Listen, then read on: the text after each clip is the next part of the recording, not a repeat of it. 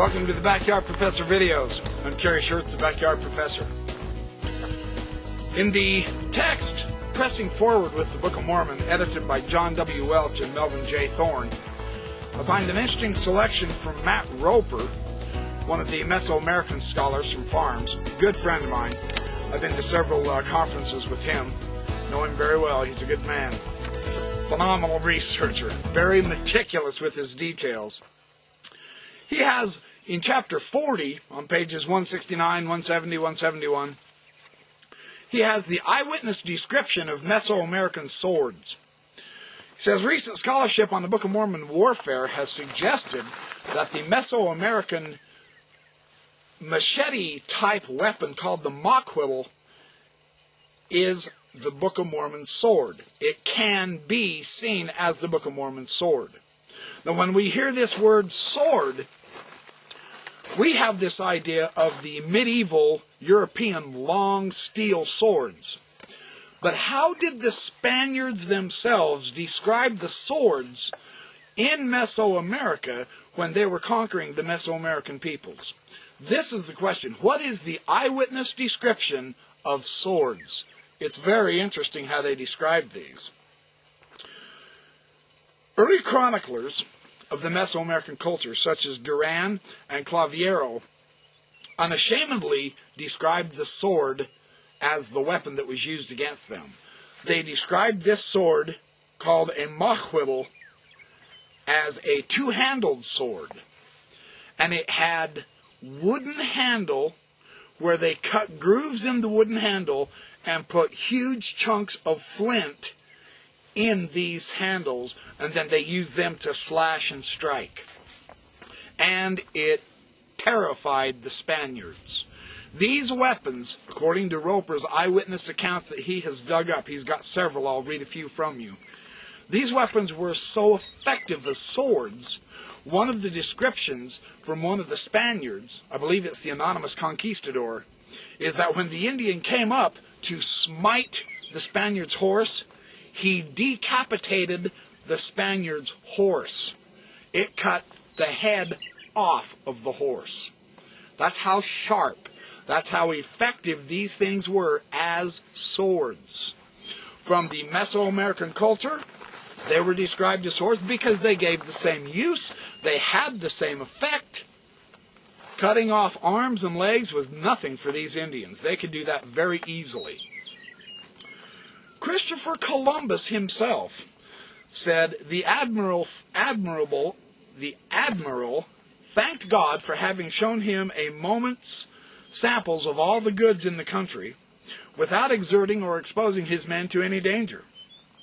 He ordered such things to be taken as he judged most handsome and valuable. So this is Christopher Columbus gathering some artifacts. Columbus says, there were long wooden swords, with a groove on each side where the edge should be, in which cutting edges of flint were fixed with thread and bitumen.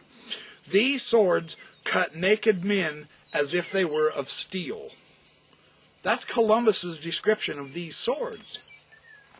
Bernal Diaz, they carried two-handled swords, shields, lances, and feathered plumes. Their swords, they were as long as broadswords. They were made of flint, which cut worse than a knife. And the blades were so set that one could neither break them nor pull them out. It's another eyewitness description. Another one, Andres de Tapia, said, the Marquis ordered all of the arms taken out of the arsenal we had mentioned, which were bows and arrows, spears and slings, and wooden swords with flint blades. That's the eyewitness description of these weapons. Francisco de Anguilar said, one Indian at a single stroke cut open the whole neck of Cristobal de Oled's horse, killing the horse. The anonymous conquistador. They have swords that are like broadswords, but their hilts are not quite so long and are 3 fingers wide.